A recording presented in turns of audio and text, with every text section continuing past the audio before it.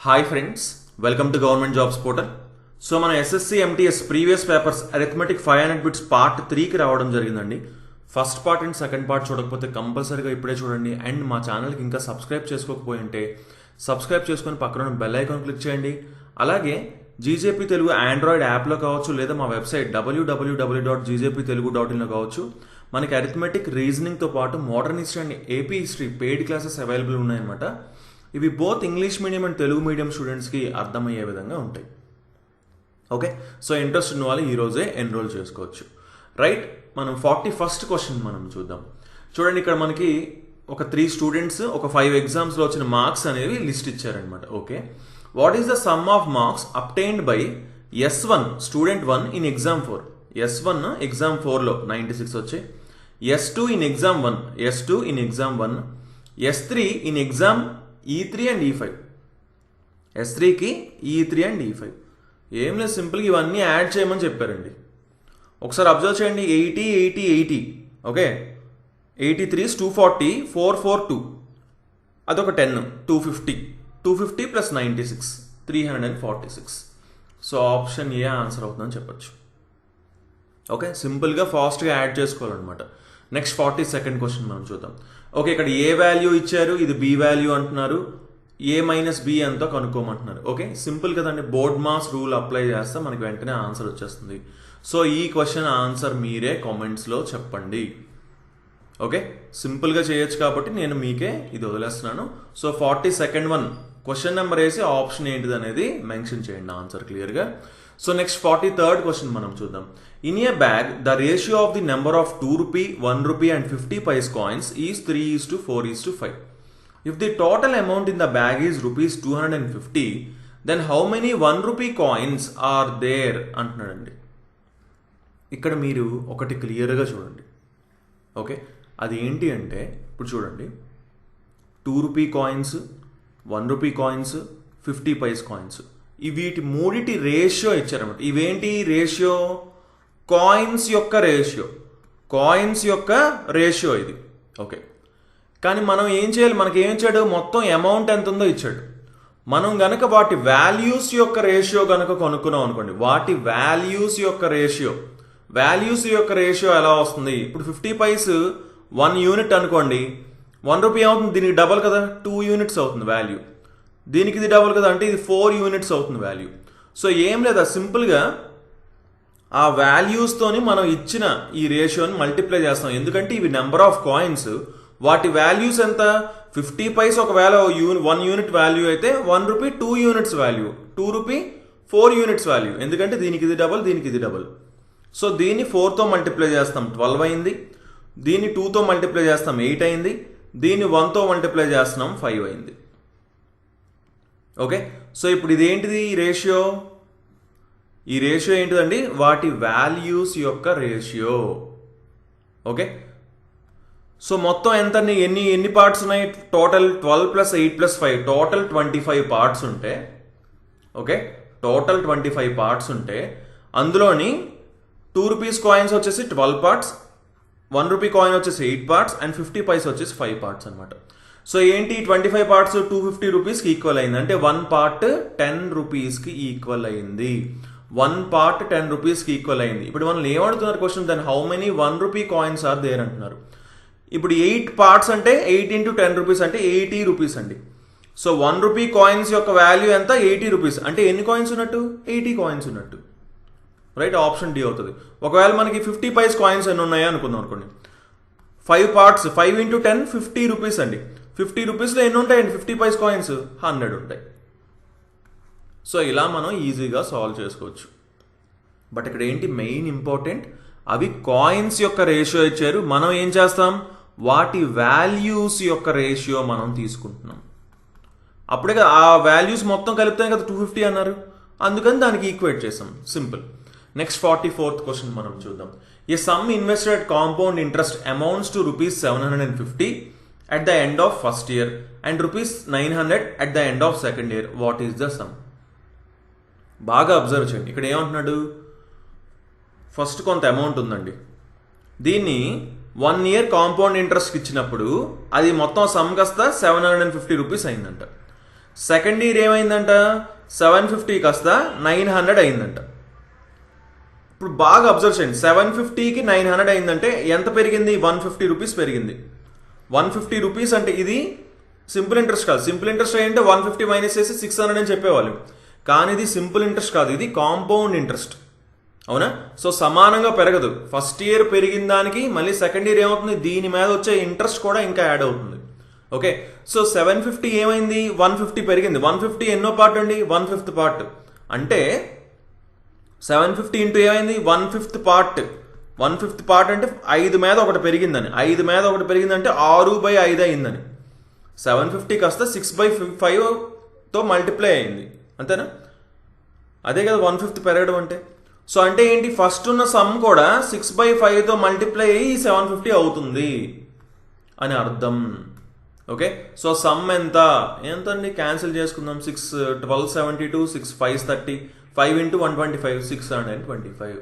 So 625 rupees starting ఉన్నాయన్నమాట. Easy question. Okay, so క్లియర్గా అర్థం చేసుకోవాలి. అర్థం చేసుకుంటే ఈజీగా అవుతుంది. మనకి ఇక్కడ కాంపౌండ్ ఇంట్రెస్ట్ అంటే ఏంటో తెలియాలి.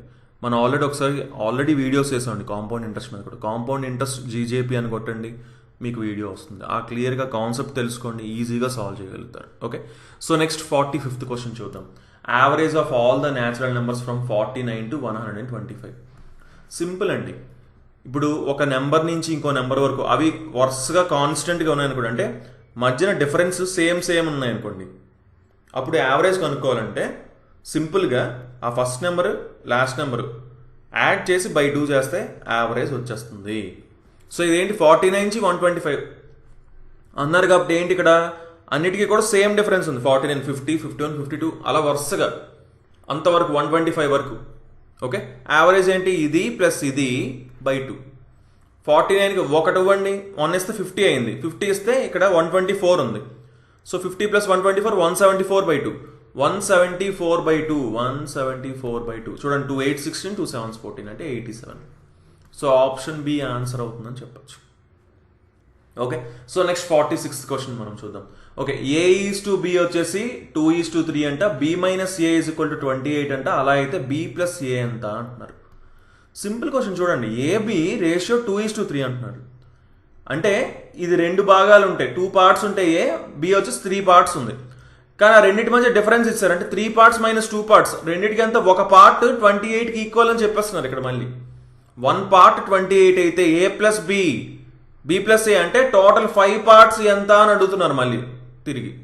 సింపుల్, ఇంకేమైనా 5 పార్ట్స్ ఎంత? 5 × 28, 5 8 40, 5 2 10, 140. చూసుకోండి, క్వశ్చన్ని క్లియర్గా అర్థం చేసుకోండి. A:B 2:3 అని ఇచ్చారు. B - A 28 అంటున్నారు. A:B 2:3 అంటే అర్థం ఏంటి? A 2 పార్ట్స్ ఉంటే B 3 పార్ట్స్ ఉంటుంది. సో ఈ డిఫరెన్స్ ఏమి వచ్చారు? 3 పార్ట్స్ B, A వచ్చేసి 2 పార్ట్స్ కదా. 3 పార్ట్స్ - 2 పార్ట్స్ అంటే 1 పార్ట్ 28 అంటున్నారు. B + A అంటే 3 పార్ట్స్ 2 పార్ట్స్ కలపండి అంటే 5 పార్ట్స్ ఎంత అంటున్నారు. 1 పార్ట్ 28 అయితే 5 పార్ట్స్ ఎంత? అంతకంటే ఈజీ క్వశ్చన్ ఏమి ఉంటుందండి? Option D, right. So next 47th question మనం చూద్దాం. The simple interest on a principal for 6 months at an interest rate of 10% per annum is ₹100. What is the principal? చూడండి, మళ్ళీ easy question. ఏమంటున్నాడు? ఇయర్కి 10% అంటండి, కానీ 6 monthsకి ఎంత ఇంట్రెస్ట్ అవుతుంది అంటున్నాడు. ఓకే, సారీ, 6 monthsకి ₹100 అయ్యింది అంటున్నాడు. ఓకే, ఇప్పుడు ఇయర్కి 10% అంటే 6 monthsకి ఎంత? 5%. సో ఆ 5% దేనికి ఈక్వల్ అంటున్నాడు? ₹100కి ఈక్వల్ అంటున్నాడు. ఇంకేముందండి, దీనికి 20 times చేయండి, ఇంటూ 20 అంటే దీనికి 20 times. అప్పుడే కదా 100% ఫస్ట్ ఎంత ఉందో వస్తుంది. 100 × 20 2000.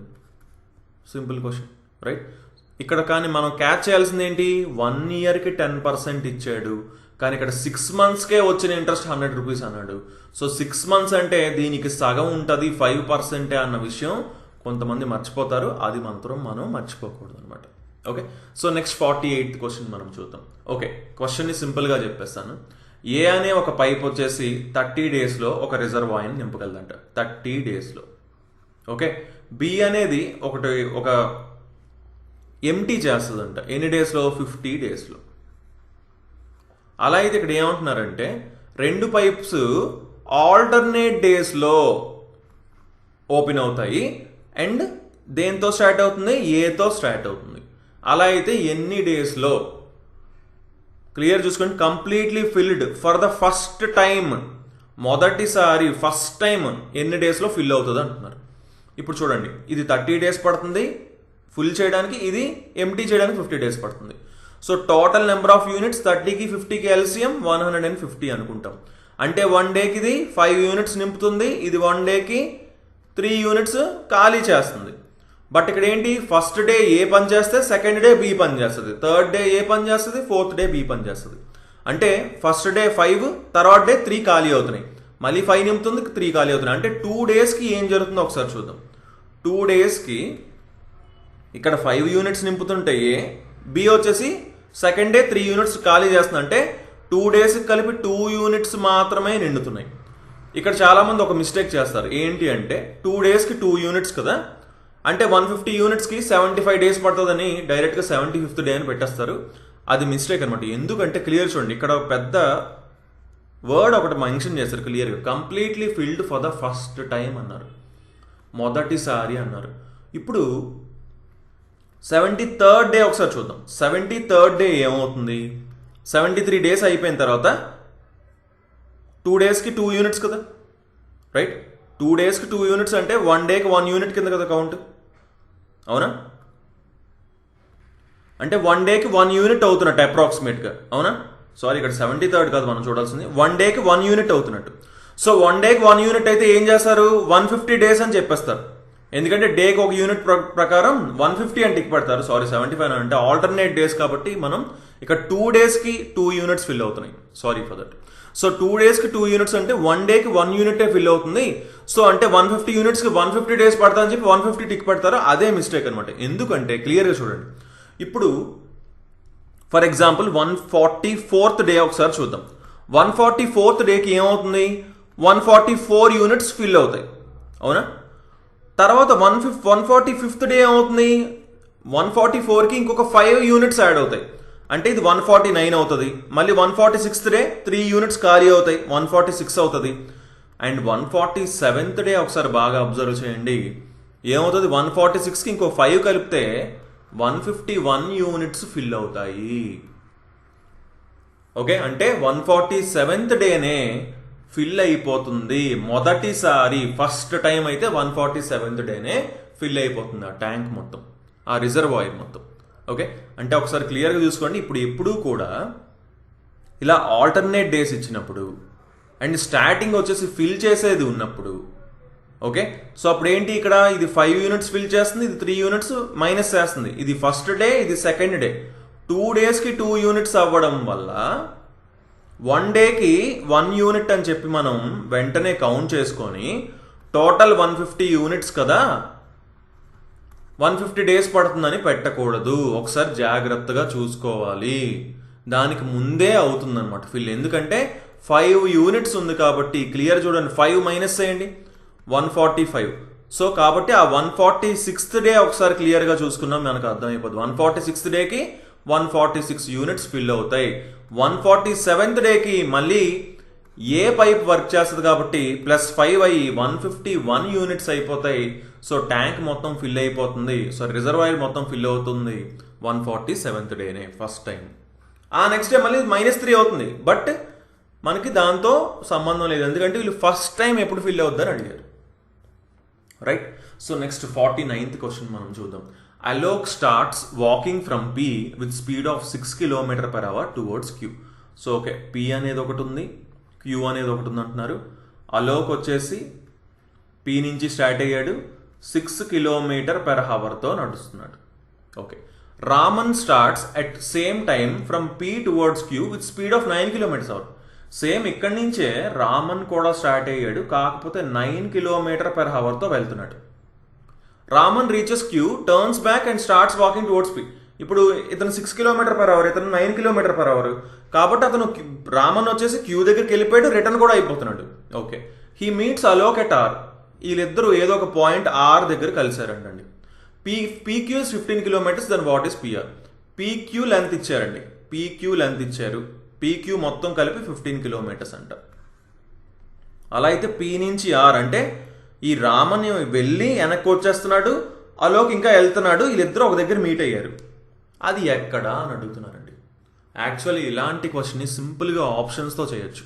ఇప్పుడు చూడండి, 3 అవర్స్కి ఏమవుతుంది, 3 అవర్స్కి ఏమవుతుంది, 3 అవర్స్కి ఇది 18, ఇది 27, చాలా ఎక్కువైపోయింది. అయినా మీరు ఒకసారి ఆప్షన్స్ చూస్తే మీకు అర్థమైపోతుంది ఏంటి, పిఆర్ అనేది ఏంటి, పీక్యూ కంటే తక్కువ ఉండాలి. కానీ ఇక్కడ ఈక్వల్ ఉంది, తప్పు. ఎందుకంటే ఆల్రెడీ వెనక్కి వెళ్ళి క్యూని రీచ్ అయ్యి వెనక్కి వచ్చేస్తుంటాడు రామన్. ఇక్కడ ఇంకా 18 ఉంది, ఇంకా పెద్ద తప్పు. అది 20 ఉంది, ఇది కూడా యాక్చువల్లీ తప్పు. సో యాక్చువల్లీ ఆన్సర్ 12 అని చెప్పేయచ్చు ఇక్కడ ఉన్న ఆప్షన్స్ బట్టి, ఎందుకంటే చాలా రాంగ్ ఆప్షన్స్ ఇచ్చారు వీళ్ళు. ఓకే, బట్ ఎలా సాల్వ్ చేయాలి ఒకసారి మనం చూద్దాం. ఫర్ ఎగ్జాంపుల్ 2 అవర్స్కి ఏమవుతుంది చూద్దాం. 2 అవర్స్కి ఏమవుతుందండి, పీక్యూ వచ్చేసి ఈ అలోక్ వచ్చేసి 12 కిలోమీటర్స్ వెళ్తాడు. అదే 2 అవర్స్లోని రామన్ వచ్చేసి 18 కిలోమీటర్స్ వెళ్తాడు. అంటే 15 వెళ్ళిపోయి వెనక్కి ఇంకొక 3 km వస్తాడు. అవునా, చూడండి 12 km + 3 km సరిపోయిందా 15. అలా కూడా ఆప్షన్స్ని ఒకసారి ఫాస్ట్గా వెరిఫై చేసుకోవచ్చు. యాక్చువల్లీ మనకి ఎగ్జామ్లోని కొన్నిసార్లు ఆప్షన్స్ని యూజ్ చేసుకొని చాలా చాలా ఫాస్ట్గా వస్తాయన్నమాట ఆన్సర్స్. సో అలా కూడా మనం ఎప్పుడు అటెంటివ్గా ఉండాలి, రైట్. సో నెక్స్ట్ 50 క్వశ్చన్ మనం చూద్దాం. A number is first increased by 16 2/3% and then decreased by 15% to get 238. What is 37.5% of that number? నేను ఆల్రెడీ ఎప్పుడో చెప్పానండి, పర్సంటేజెస్లోని ఖచ్చితంగా ఇవన్నీ కూడా పర్సంటేజెస్ నుంచి ఫ్రాక్షన్కి ఎలా మార్చాలో అది ఖచ్చితంగా తెలియాలి అని చెప్పాను, రైట్. 16 2/3% అంటే ఎంత, 1/6 అండి. 1/6 పార్ట్ ఇంక్రీజ్ చేశారంట. 37.5% ఎంత అంట, 12.5% అంటే 1/8, 37.5 అంటే 3 times ఉంది, సో 3/8 ఇది. Okay, simple. ఆ నెంబర్ ఎక్స్ అనుకుందాం, ఫస్ట్ ఉన్న నెంబర్. అది ఏమైంది, 1/6 ఇంక్రీజ్ చేశారు, అంటే 6 మీద ఒకటి ఇంక్రీజ్ చేశారంటే 7/6 చేశారు. తర్వాత ఏం చేశారు, 15% డిక్రీజ్ చేశారు, అంటే 85/100, 15% తగ్గించారు, సో 85/100. ఇది ఎంత అయిందంట, 238 అయిందంట. అలా అయితే 3/8 ఇంటూ ఎక్స్ ఎంత అని అడుగుతున్నారండి. ఫస్ట్ ఎక్స్ కనుక్కుందాం ఫాస్ట్గా. ఓకే, సో 7 టేబుల్లో క్యాన్సిల్ చేద్దాం. Okay, 7 3s 21, 7 4s 28. ఓకే, 17 టేబుల్లో చూడండి, 17 2s 17 5s, 5 1s 5 20s, 6 into 20 120 into 2 240. అంటే ఎక్స్ ఎంత వచ్చిందండి, 240 వచ్చింది ఎక్స్. సో ఎక్స్ 240 వచ్చింది కాబట్టి ఎక్స్ ప్లేస్లో 240 పెట్టండి. 3/8 into 240, 8 1s 8 30s, 30 into 3 90. So 90 answer అవుతుంది ఆప్షన్ డి. ఓకే, ఫాస్ట్గా చేయాలన్నమాట. సో నెక్స్ట్ 51st క్వశ్చన్ మనం చూద్దాం. A man can finish a piece of work in 15 days, a woman can complete the same work in 10 days. Both work together for 5 days. Then the man leaves. How many days will be taken by the woman to finish the remaining work? Simple question అంటున్నారు. ఏంటి, man వచ్చేసి 15 daysలో చేయగలంటే, women వచ్చేసి 10 days చేయగలంట. LCM ఎంత రెండింటికి, 30. So total work ఎంత అనుకుంటాం, 30 units అనుకుంటాం. అంటే మ్యాన్ వచ్చేసి మనకి 15 daysలో 30 యూనిట్స్ చేస్తాడంటే రోజుకి 2 యూనిట్స్ చేస్తాడు. అండ్ ఉమెన్ వచ్చేసి 10 daysలో 30 యూనిట్స్ చేస్తాడంటే రోజుకి 3 యూనిట్స్ చేస్తారు. ఇద్దరు కలిపితే 1 dayకి 5 యూనిట్స్ చేస్తున్నారు. కానీ ఏం చెప్పారు, ఇద్దరు కలిపి 5 days వర్క్ చేశారు. సో 5 into 5 అంటే టోటల్ 25 యూనిట్స్ చేస్తారు. ఇంకా మిగిలిన 5 యూనిట్స్ ఉమెన్ మాత్రమే చేయాలి, ఎందుకంటే మ్యాన్ వెళ్ళిపోయాడు. ఇంకా ఉమెన్ రోజుకి 3 యూనిట్స్ చేస్తున్నారు. 5 యూనిట్స్ చేయడానికి ఎన్ని డేస్ పడుతుంది, అదే క్వశ్చన్. అంటే 5/3. 5/3 అంటే 1 2/3. ఆప్షన్ డి ఆన్సర్ అవుతుంది. ఇక్కడ క్లియర్గా చూసుకోండి, ఉమెన్ రిమైనింగ్ వర్క్ చేయడానికి ఎన్ని డేస్ పడుతుంది అన్నారు, మొత్తం కలిపి ఎన్ని డేస్ పడుతుంది అని అడగలేదు. అది మీరు ఎప్పుడు కూడా క్వశ్చన్లో క్లారిటీ చూసుకోవాలి. Okay, so next 52nd question మనం చూద్దాం. The cost price of 2 articles is the same. One article among them is sold at a profit of 15% and the other is sold at profit of 12%. If the difference between their selling prices is ₹18, what is the cost price of each article? చూడండి, cost price same అని చెప్పేశారు. Cost price same అని చెప్పేశారంటే ఒక దాని మీద 15% profit వచ్చిందన్నారు, ఇంకో దాని మీద 12% ప్రాఫిట్ వచ్చిందన్నారు. అంటే ఎంత ఉంది డిఫరెన్స్, 3% ఉంది. ఆ 3% డిఫరెన్స్లో రూపీస్లో కూడా చెప్పేశారు 18 రూపీస్ అని. ఇంకేముందండి, 3 1s 3 6, 1% 6 అయితే 100% 600 అవుతుంది. అంటే ఒక్కొక్క దాని ప్రైస్ ఎంత, 600. వెరీ వెరీ ఈజీ క్వశ్చన్ అనమాట బేసిక్గా, right. So next 53rd question మనం చూద్దాం. The monthly incomes of Mohit and Prakash are in the ratio 2:3. Their monthly expenditures are in the ratio 3:5. If each saves rupees 5,000 per month, then what is the sum of monthly incomes of Mohit and Prakash? బాగా observe చేయండి. 2:3 వాళ్ళ incomes యొక్క ratio. Okay, అంటే 5 parts. So 5తో divide అవ్వాలి అనేది ఒక principal, but అన్ని 5తోనే divide అవుతున్నాయి.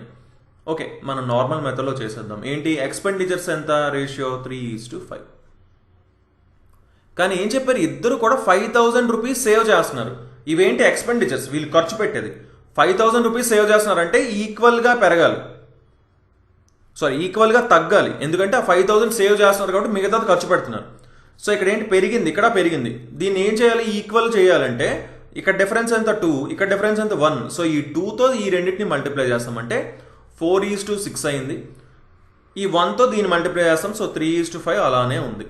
సో ఇంకా కొత్త రేషియోని మాత్రమే చూస్తాం. చూడండి ఏంటి, ఇక్కడ 1 యూనిట్ తగ్గింది, ఇది కూడా 1 యూనిట్ తగ్గింది. అదేంటి సేవింగ్. ఇద్దరు 5,000 సేవ్ చేస్తున్నారు కాబట్టి రెండు కూడా 1 యూనిటే తగ్గాయి. ఓకే, ఈ రెండు ఈక్వల్గా చేయడానికే, రెండు ఈక్వల్గా తగ్గేలా చేయడానికే మనం ఇక్కడ చేసాము. ఓకే, అందుకే ఇక్కడ డిఫరెన్స్ తీసుకొని దీన్ని మల్టిప్లై చేసాము. సో ఇక్కడ 1 యూనిట్ తగ్గింది. సో 1 యూనిట్ దేనికి ఈక్వల్ అవుతుంది, 5,000 రూపీస్కి ఈక్వల్ అవుతుంది. సింపుల్. ఇప్పుడు ఏం అడుగుతున్నారు, మంత్లీ ఇన్కమ్స్ ఎంత అంటున్నారు. కొత్త రేషియోనే చూసుకోవాలండి, గుర్తుపెట్టుకోండి. మళ్ళీ పాత రేషియోకి వెళ్ళకూడదు. కొత్త రేషియో ఎంత, 4:6. సో 6 + 4 ఎంత, 10 parts, total 10 units. 1 unit 5,000, 10 units 50,000. So option B answer అవుతుంది. చూసుకోండి, రేషియోస్ నేను చాలా క్లియర్గా చెప్పడం జరిగిందండి. ఇప్పుడు దాకా చాలా వీడియోస్ చేస్తాం. రేషియోస్ జీజేపీ అని కొట్టండి, ఖచ్చితంగా కాన్సెప్ట్ మాత్రం తెలుసుకోండి. ఏజ్ ప్రాబ్లమ్స్లో కూడా మనం ఇదే చేస్తాం. సో అవి ఖచ్చితంగా తెలుసుకుంటేనే మీరు ఈజీగా సాల్వ్ చేయగలుగుతారనమాట. సో నెక్స్ట్ 54th క్వశ్చన్ మనం చూద్దాం. ఏరియా ఆఫ్ ట్రయాంగిల్, 3 సైడ్స్ ఇచ్చారు, ఏరియా ఆఫ్ ట్రయాంగిల్ అన్నారు.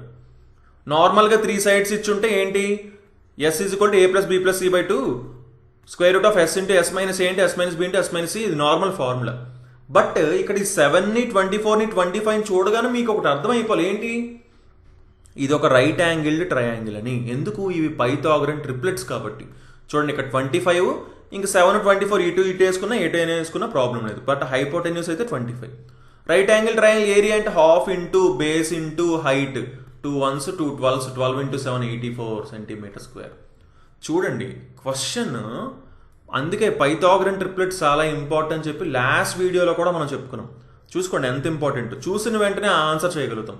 ½ ఇంటూ బేస్ ఇంటూ హైట్, ఎందుకంటే ఇది అన్నిటికంటే పెద్దది కాబట్టి ఇది హైపోటెన్యూస్ అని అర్థం అయిపోతుంది. So ½ into base into height అంటే దీనికి 12 అయిపోతుంది, 12 × 7 84 అవుతుంది.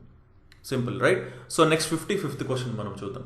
What is the area of the largest square which can be inscribed in a square circle of radius 14 cm? ఇది కూడా చాలా ఇంపార్టెంట్. ఒకసారి చూడండి, ఇది ఒక సర్కిల్. ఇందులోని ఏంటి, లార్జెస్ట్ స్క్వేర్ని ఏం పెట్టగలం అంటున్నారు. దీని రేడియస్ ఎంత ఇచ్చారు, 14 cm అని ఇచ్చారు సర్కిల్. అంటే డయామీటర్ ఎంత అయింది, ఇదొక 14, ఇదొక 14, 28 అయింది. అంటే ఇక్కడ ఏంటి, ఈ స్క్వేర్ యొక్క డయామీటర్ కూడా 28 అవుతుంది. స్క్వేర్ డయామీటర్ తెలిస్తే డయాగ్నల్ తెలిస్తే, డయాగ్నల్ అండి, స్క్వేర్కి డయాగ్నల్. ఆ డయాగ్నల్ తెలిస్తే మనకి ఏరియా ఆఫ్ స్క్వేర్ ఎంత, d²/2. ఇది ఫార్ములా, d²/2. సో అంటే 28² ఎందుకు, ఈ సర్కిల్ యొక్క డయామీటరే ఈ స్క్వేర్ యొక్క డయాగ్నల్ అవుతుంది. సో 28² 28² అంటే 784, 784/2 392. చూడండి ఎంత ఈజీ క్వశ్చన్. యాక్చువల్లీ చూసిన వెంటనే సాల్వ్ చేయొచ్చు. ఏంటి, 14 cm రేడియస్ అన్నారు అంటే అది దాని డయాగ్నల్ దీని డయామీటర్తో ఈక్వల్ అవుతుంది. సో 28 అనమాట diagonal స్క్వేర్ది.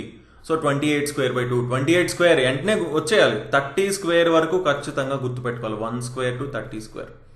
Okay, 784/2 392. So next 56th question మనం చూద్దాం. ఓకే, చూడండి మనకి వీటిని ఇంకా తిరిగి ఎక్స్ప్లెయిన్ చేయడానికి పెద్ద ఏమి ఉండదండి, మనం సాల్వ్ చేసుకోవడమే. బట్ చాలా చాలా ఫాస్ట్గా సాల్వ్ చేయడం అనేది చాలా ఇంపార్టెంట్ అనమాట. ఓకే, 0.72 / 0.14 ఏమైనా ప్యాటర్న్ కనిపిస్తుంది అంటే ప్యాటర్న్ అయితే ఏం కనిపించట్లేదు, నార్మల్గా సాల్వ్ చేసుకోవడమే. సో దీన్ని మీరే సాల్వ్ చేయండి. క్వశ్చన్ నెంబర్ వేసి ఆన్సర్ ఏంటో మెన్షన్ చేయండి. రైట్, కొంచెం ఫాస్ట్గా చేయడానికి ట్రై చేయండి. అసలు మిస్టేక్స్ అనేవి రాకుండా ఉండడానికి చూసుకోండి, అంతే. Right, so next 57th question మనం చూద్దాం.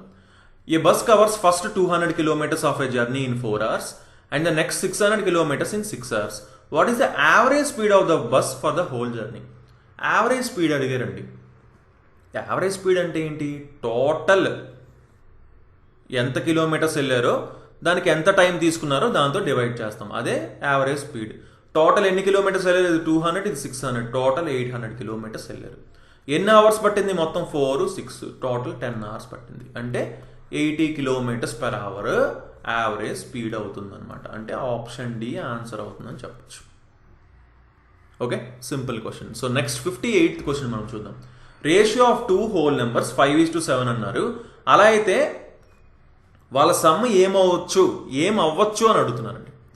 ఇప్పుడు 5:7 అంటే రెండు నెంబర్ల రేషియో, హోల్ నెంబర్స్ అని కూడా ఇచ్చారు. ఓకే, రెండు నెంబర్స్ రేషియో 5:7 అంటే ఏంటి? ఇది 5 పార్ట్స్ అయితే ఇది 7 పార్ట్స్ అని అర్థం. అంటే టోటల్ ఎంత? 12 పార్ట్స్. కాబట్టి ఇక్కడ క్లియర్గా హోల్ నెంబర్స్ అని కూడా ఇచ్చారు కాబట్టి ఖచ్చితంగా ఇక్కడ వచ్చే నెంబరు, ఆ రెండింటిని కలిపితే వచ్చే నెంబరు, ఆ సమ్ 12తో ఖచ్చితంగా డివైడ్ అవ్వాలి. అప్పుడే కదా 12 పార్ట్స్ చేయగలం. అప్పుడే 5 పార్ట్స్ ఇది, 7 పార్ట్స్ ఇది అని చెప్తాం. ఎందుకంటే హోల్ నెంబర్స్ అని చెప్పారు, డెసిమల్ పాయింట్స్లో రాకూడదు. ఓకే, సో 12 పార్ట్స్ చేయాలి. 12తో డివైడ్ అవుతుందా? అవ్వట్లేదు. 12తో డివైడ్ అవుతుందా? అవుతుంది. ఇది అవుతుందా? అవ్వట్లేదు. ఇది అవుతుందా? అవ్వట్లేదు. సో ఆప్షన్ బి ఆన్సర్ అని చెప్పచ్చు. ఓకే, ఇది కూడా చాలా ఇంపార్టెంట్ బట్ చాలా very easy. So next 59th question మనం చూద్దాం. ఏ certain some invested on compound interest gross to ₹5040 in 3 years.